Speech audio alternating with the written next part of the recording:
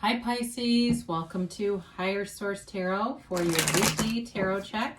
This is for the week of February 21st through February 28th for all Pisces, Sun, Moon, Rising, and Venus.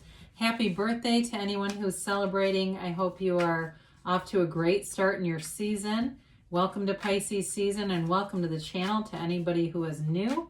I post new readings every Friday, then again on Monday or Tuesday. So if a reading doesn't resonate, you can always check back in a couple of days. But really, any reading that catches your eye, tarot is sacred divination. So there's no timeline on this. The readings are timeless. Spirit doesn't use a human calendar like we do. I want to thank everyone who's subscribed. It means a lot to me. I appreciate every single one of you. I think of you every day and send you my love. And if you haven't subscribed, I'd love to invite you to join us. Then you'll know when any announcements are made.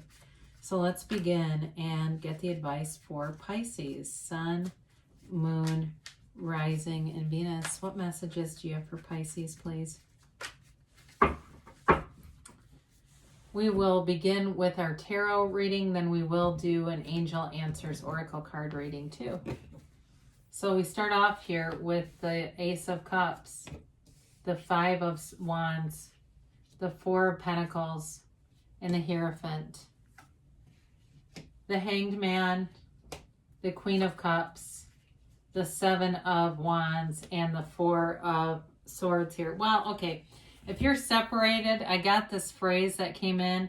I almost don't want to say it because I know it's corny, but they said it's time to kiss and make up. So somebody here, it's time to reconcile. If you've got somebody, I mean, when I start to look at these, you've got a marriage here. I mean, you've got some kind of a love relationship here, but there's a conflict going on around it. So with this, you have here, let's see, it looks like you have all the elements. You've got Taurus represented here. And, you know, the Ace of Cups is an eternal love. You've got a connection here energetically with someone. Or if you've had a relationship that ended badly, there's somebody new here. But you might be a bit closed off, you know, and it's that, you know, thing I say a lot. When we go through life with a noisy mind and an armored heart, it's very hard to connect with us. So there is love here, though, and it's a new chapter. It's a new opportunity for you. And it's the kind of love that people envy. It's the kind of thing that you search your whole life to find. It's beautiful, unconditional love. You can be yourself with this person. So if it's a reconciliation, I do get for somebody, we were more like roommates. They say, you got to recharge the relationship, and maybe the break is exactly what it needed.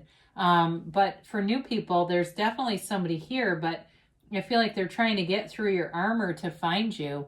Or you may just be in the place where you're looking past relationships because of old pains and wounds. But I do see healing here for you. So the Five of Wands is, and I do get too, if there's an Aquarius in your life, they had this pop out. They had a phenomenal reading, but they had this pop out as a clarifier.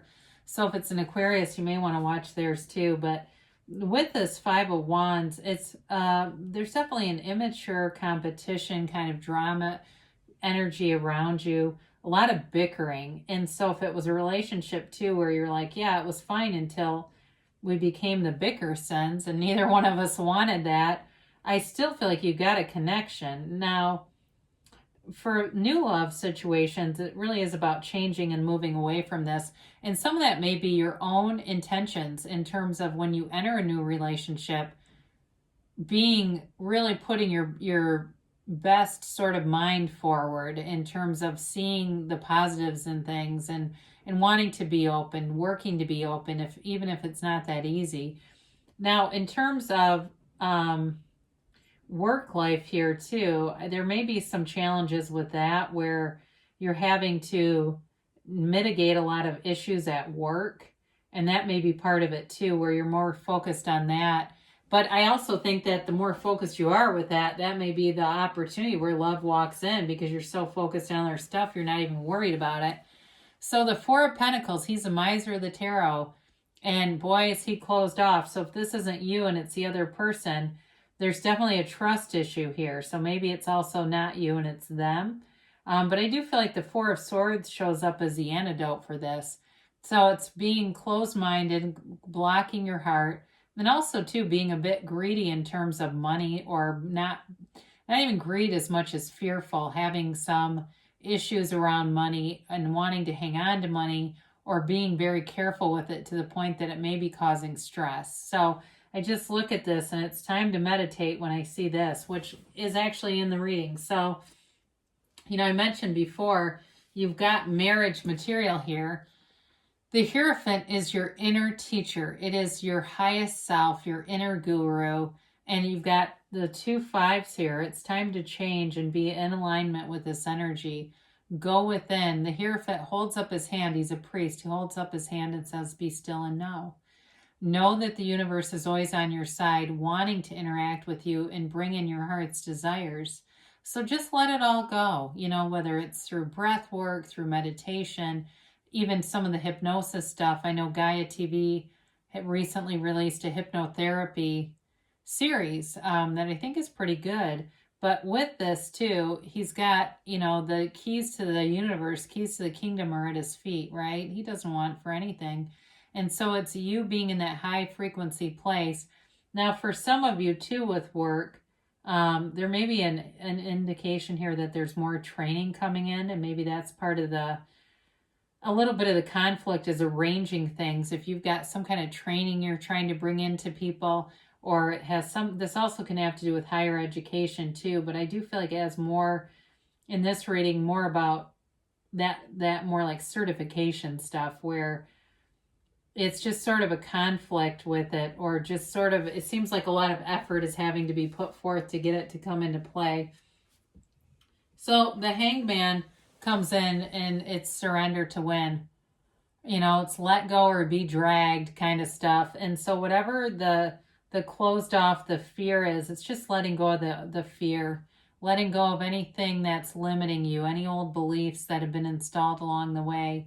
That's what we're letting go of here. So as you let go of that, you start to see things differently through the eyes of Source, because that's really the reason why we start to feel pain, is we see things through the ego and not through the eyes of Source. So in a relationship, especially for reconciliation people, it's imperative. Otherwise, you'll bring back the old relationship that didn't work. The Bickersons will be reunited.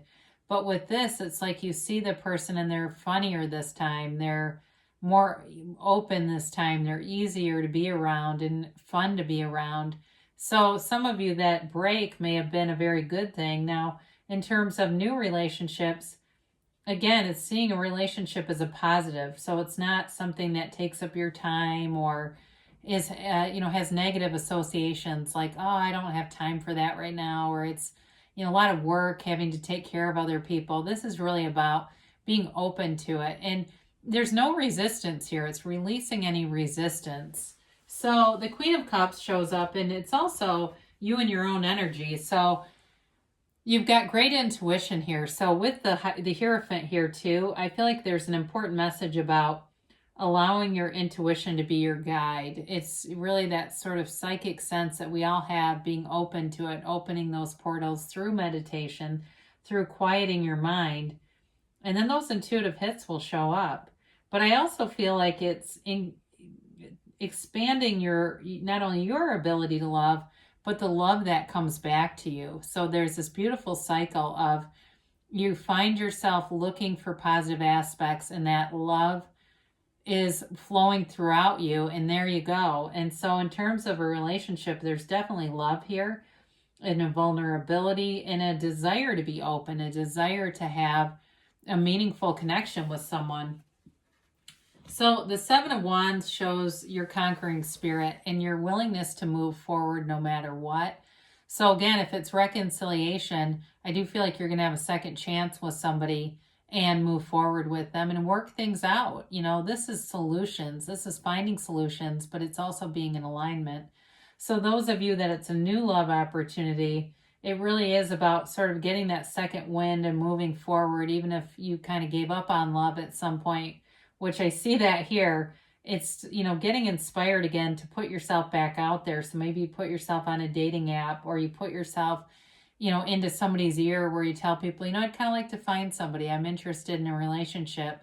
But either way, it's working through problems. And so you don't stay limited with this. You keep moving forward. Sevens are fortunate numbers in the tarot, and you've definitely got a change coming. So again, with this Four of Swords, it's that meditation. They really want to hit this home to somebody here, that there's an importance in taking a break, in an energetic break, and realigning yourself, reconfiguring yourself, quieting the mind, and that'll open your heart. It's like they work really, when we have that mind-heart coherence, we're in alignment with the universe, and we can so much better make decisions, so we're not getting that mix of some of what we want, some of what we don't want. I oftentimes too think of this card as knock and the door will open. So you quiet your mind and you ask, and Source will answer you. The universe will answer you. Our main job is to know what we want and why we want it, and then let the universe work out the heavy lifting and the how. Because sometimes what happens is we quiet ourselves down with that Four of Swords, and we start to see the middle. We start to see the job interview, the text come through. And then we go, well, I got the text, but we never got back together. What happened? Or I got the text and it wasn't a right relationship. Well, we saw ourselves too much in the center of it all. That's all. So we have here a timeline and a yes, no kind of an information. Meditation brings answers. I told you that before. I mean, there's something important here in terms of really getting in that resonance with that whole of what you are here in your source. I mean, that's really the biggest job we have, is to recognize that we're divine beings having a human experience. And when we really see it that way and live that way, everything shows up that you need. You've got compromise here. So again, I feel that may be in reconciliation, folks. But it also could be for, those of you that have really got a stronghold on protecting yourself, kind of letting the universe work with you and align you and show up for you. You've got it's up to you. So again, you create your own reality. So it really is truly your manifestation. You're the cause, and everything around you is the effect. So take action. So they're telling you to move forward here. And they say don't stop. I love it when these two come out together because they actually make sense together. So whatever you're doing, you're moving forward, and it's just about releasing the resistance, opening up to the universe, and enjoying the joy along the journey. Really allowing this. There is love. There's a love here for you, and aspects about moving forward and being in that, really in that unbreakable kind of energy field. So I love you, Pisces, and I'll be back again soon.